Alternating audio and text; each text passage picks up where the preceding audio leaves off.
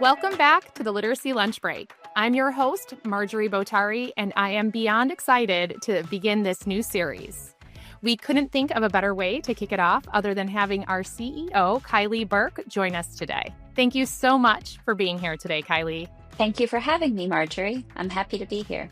So to give our listeners a little background, this series really is digging into thinking of literacy instruction just a little bit different, maybe digging into it a little bit differently, or just kind of reimagining what we consider literacy instruction to be. And a conversation we've been having a lot here at Heggerty is literacy doesn't happen in a vacuum, right? We know that each child that comes to us comes with different experiences, different cultures, different needs. And as educators, we need to learn how to identify those, how to understand and respond to those. And I know that you have had so much experience really with trauma-formed instruction as well. And so Yes. really, we couldn't ask for a better way to kick off this series. So before I jump into the questions I have for you, Kai-leé, I was thinking it would be nice just for our listeners, in case they don't already know you, if you could just give a little background about your experience in education and working with students, especially with that trauma-formed instruction. Yeah, absolutely.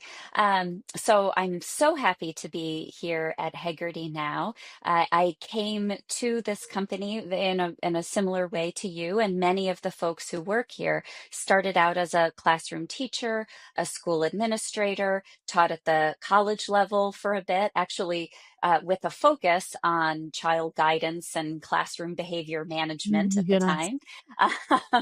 And then made my way into this side of the education world. So, working in companies that create resources and materials that support the important work of teachers in the classroom. So, most of my professional time has been focused on the early childhood years, so children from birth through third grade, but have worked as a teacher in elementary schools and in preschool settings.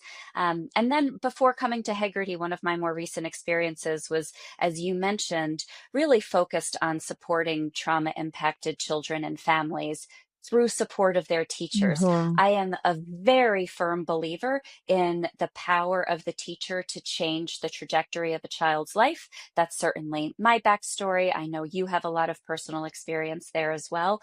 And so my work really is focused on how can we best support educators who are doing the important work of helping to support children and families. Yeah, and I think that's so important. And you already kind of touched on what my first question would be, but I think it's important for our listeners to understand is we talk a lot about literacy, right? We are a literacy company, and in our nation, we talk about literacy rates. And I think what really spurred this series quite a while ago was when the NAEP scores came out, and everyone was going, "Look at our scores; they haven't changed; they're declining, and we're doing all of the wrong things." And we're actually shifting to do some really great work within literacy practices. But I think here at Heggerty, we have those conversations of it's not just like you've said multiple times, literacy doesn't happen in a vacuum. We're missing a bigger piece of the puzzle, right? We need to be Mm, talking, yes, about literacy skills, but we need to be talking about our students' their whole selves, right? All of the yes. things our students come to us with, because you could have the best curriculum in the world, but if you're not ready to learn, you're not ready to learn. So I would love for you to just share with our listeners Mm. why you really and have done such a phenomenal job of ensuring that's part of our conversations always here when we're talking about anything, is that we're coming back to that whole child and what their needs are, and why you feel so strongly about that and why that's so important within a classroom. Yeah, I appreciate you saying that. It has been our focus here, and we've had some really intense conversations as a group about that. It's important to me always to, lead with a certain level of vulnerability, and I think that everyone working here at Heggerty feels very personally connected to this mission. We've done a lot of sharing and storytelling with each other about our own experiences, about our teaching experiences that we've had. And I think if you talk to any teacher, it's not surprising what we're seeing in these test results. As these scores come out, it can be so disheartening, as we dive a little bit more into, trauma-informed practice. We really think about, as you said, knowing and understanding that children come into our classrooms with a whole host of life experiences that are certainly outside of our control, but often outside of the child's control as Yeah. well. And those have a profound impact on a child's ability to learn. And so if we are going to be a company committed to providing educators with resources to support children's reading, and to create this, the love of reading and lifelong readers, right? That's what we'd love to be able to see. Then we have to be taking that full context into account. It doesn't, again, to your point, we can create incredible curriculum materials. We do create incredible curriculum materials and teaching supports. But without that piece of being able to take in the child's full context, we're missing something, Mhm. and that is what's leading to us not being able to meet the needs of all of our learners. Yeah. I mean, you did such a wonderful job of explaining how that really does connect to instruction, because I think one of the things that we've noticed historically, um, in our nation is we kind of talk about SEL, the social emotional learning, as something that's Yeah, just like, and then I'm going to, and believe me, educators yeah, have the busiest and hardest job in the world, right? And sometimes you're handed this curriculum and it's like, well, here's your literacy curriculum and here's your math curriculum and here's your SEL curriculum and here yes. are all of the things that you are doing that are over here, and all separate from each other. And what we know is, it's not, right? Mm, The way we learn is 100%. Again, are we ready to learn? What is happening? What am I feeling right now? Where are my emotions? And you've done such a beautiful job before, and I would love for you to just share with our listeners what happens to our brain when we are feeling. And I hear you yes. over. I've heard you explain it many times, Kai-leé, and I still cannot explain it the way you do.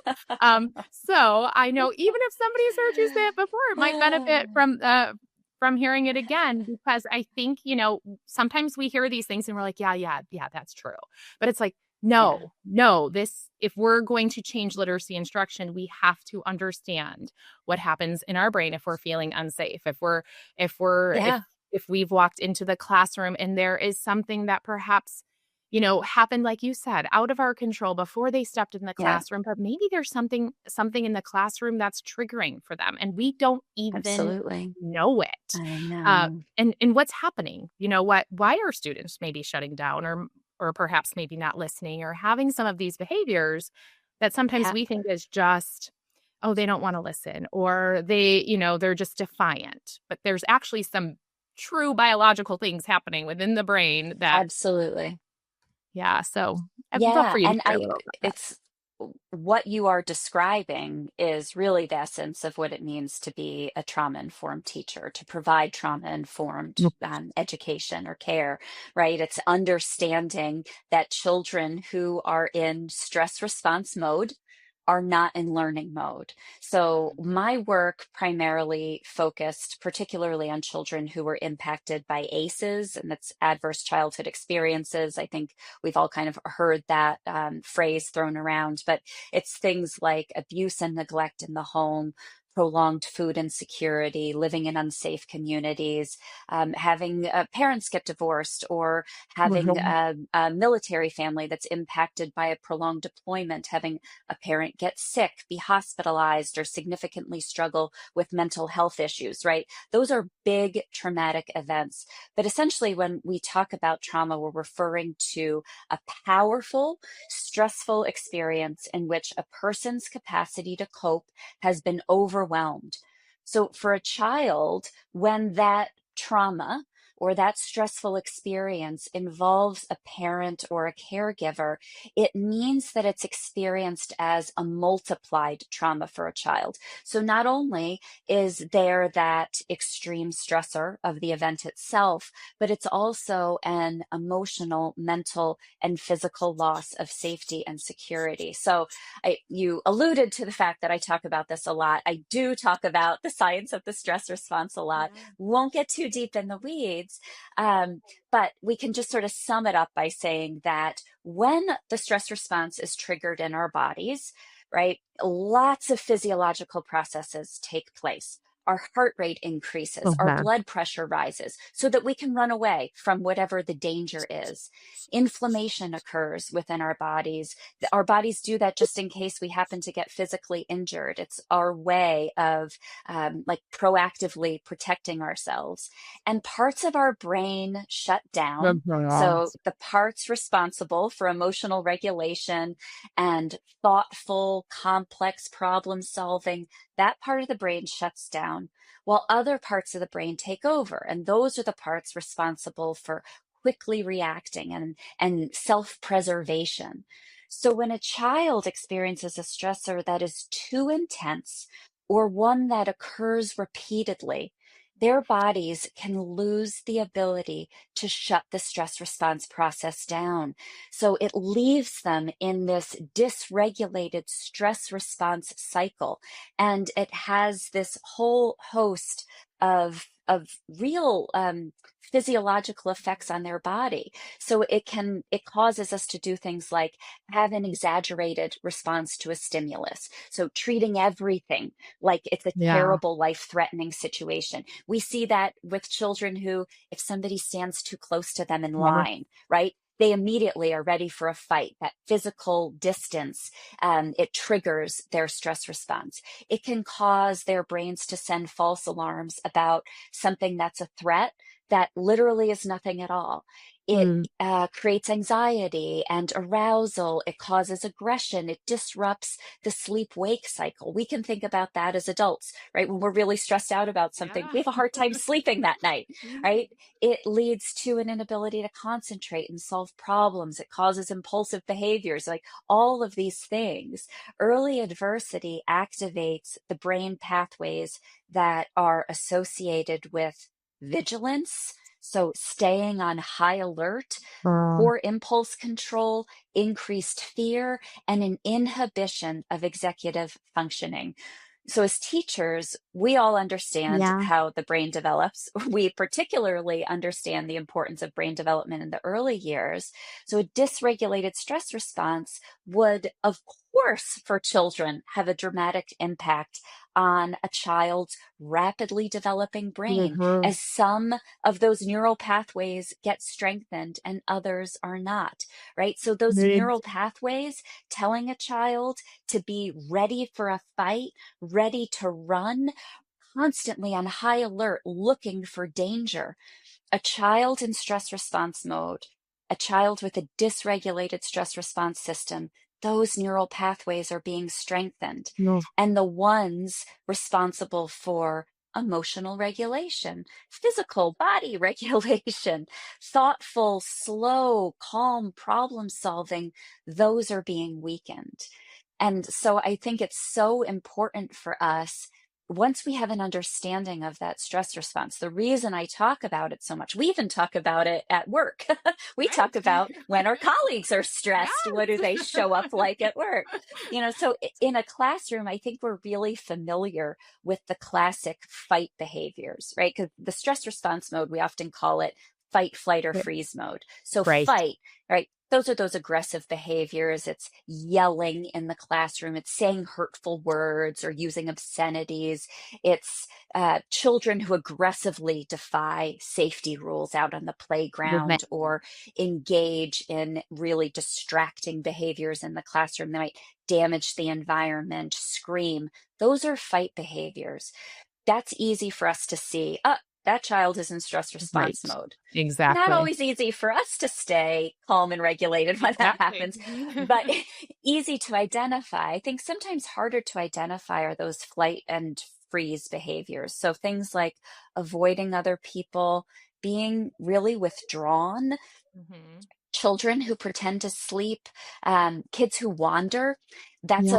a flight behavior, wandering, leaving an area without permission, hiding. Those are classic fight flight behaviors. And then freeze, those are students who are refusing to answer or refusing to engage. They might appear to be immobilized. They exhibit numbness.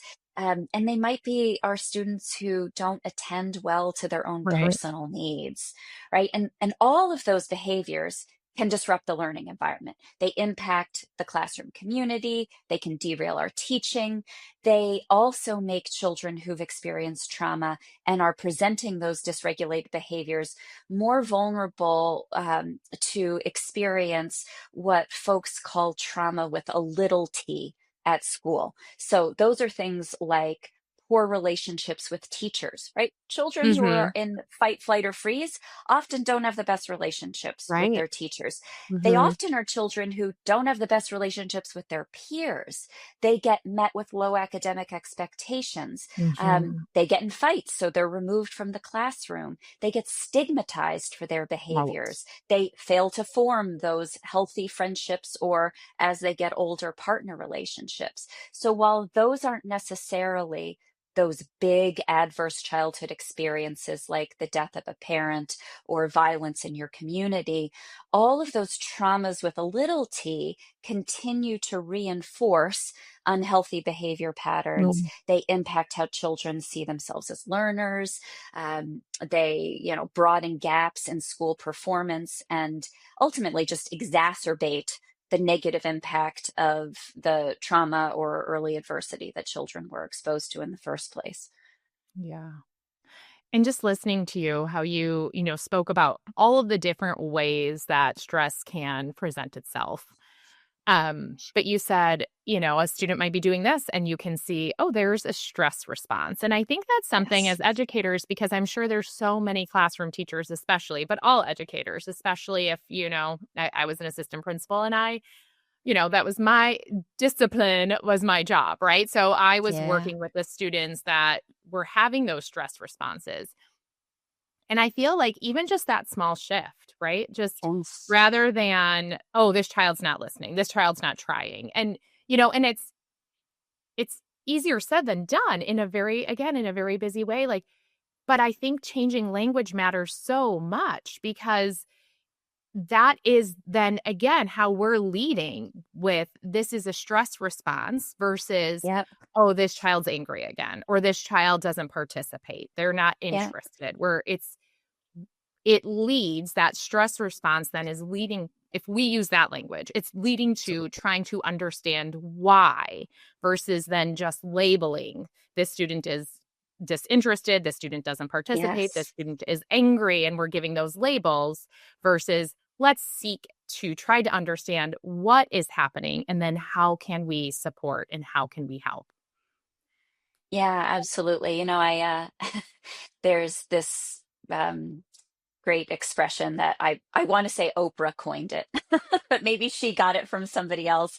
But it's making the shift from what's wrong with you to what Mm. happened to you. Oh, yes. Because we're talking about experiences that are well outside a child's control. So much of a child's life is completely outside of their Mhm. control, and so these experiences that happen to them Right. are the experiences that are building their brains.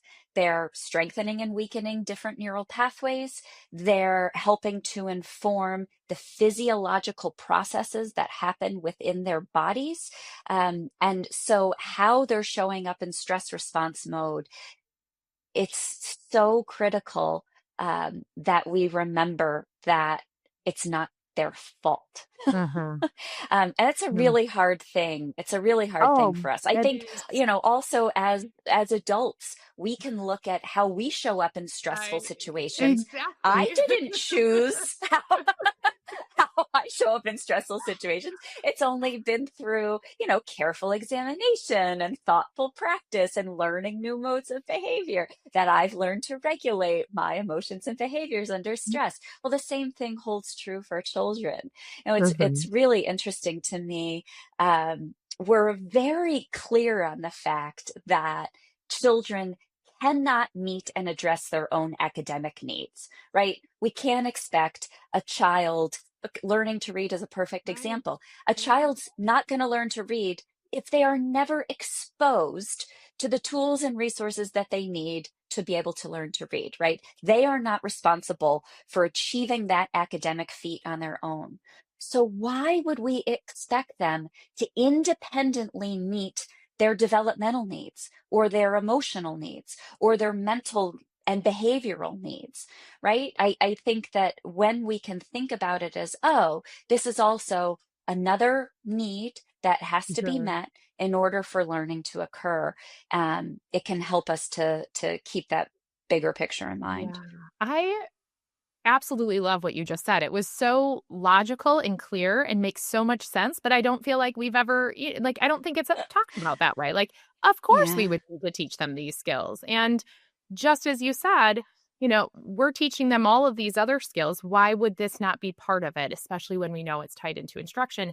And here's the thing too Yes. is all students benefit from this. Just as we think Oh, of, absolutely. like this isn't only students who have Nope. had some major trauma in their life or had some life, events that have caused some trauma. This is every child Yes. can Yes. benefit from learning how Absolutely. to communicate, to learning how to Yes. regulate because we all have emotions, right? Emotions aren't just for some of us. And as you mentioned, I am 46 years old, still trying to figure out how to do that sometimes.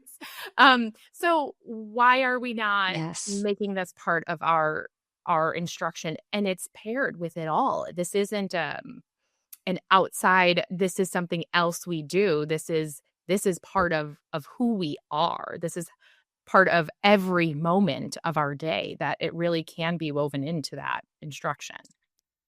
Yes, absolutely. Absolutely. And I think it's important for us, I'm kind of, for the purposes of this conversation, we're talking about exposure to early adversity, we're talking about trauma, we're talking about the stress response, and some of it all, in ways it all goes together. But I think if we pull out the piece about stress, like the most important thing for us to remember is that children who are in stress response mode are not in learning mode. Yeah. So when your body is in fight, flight, or freeze, you don't have access to your prefrontal cortex. That's the part of your brain responsible for self regulation, problem solving, executive function, judgment, planning, decision making.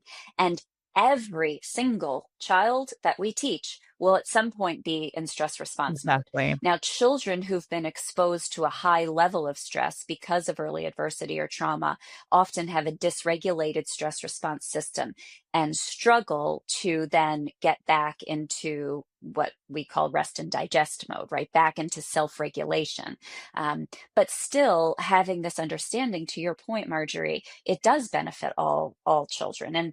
And when we think about what is the most important factor in helping children to regulate, hands down, the most important factor in any learning environment is the teacher-child relationship. I Mhm. will I will say that till the day I die. The most important thing in any classroom setting, in any caregiving setting, is the relationship between the teacher and child, that those close, trusting, nurturing relationships with teachers foster positive learning and development for every child, regardless of circumstances.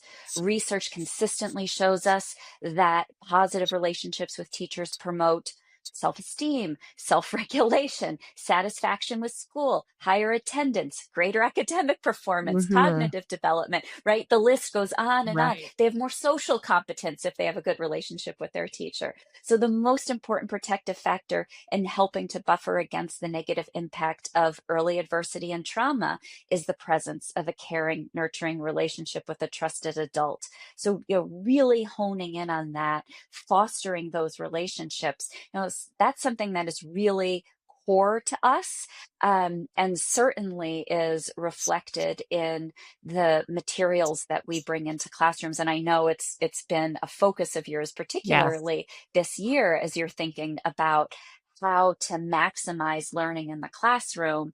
Well, that means maximizing the relationship building too.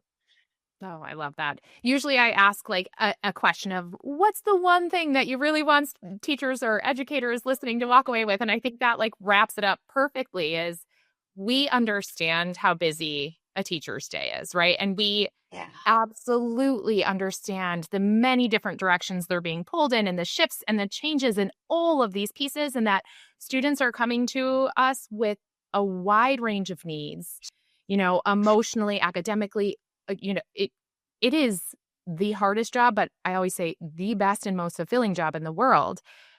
But we can't lose sight of exactly what you said. Those relationships matter most. You build that Yeah. relationship with your students, like everything else moves from there, right? Building that trust, building that relationship, that they will be ready to learn. But if we don't build that foundation, and we're leaving so many students behind. And so um as I said, I am beyond excited about this series because we are going to continue to dig into the support for the whole child.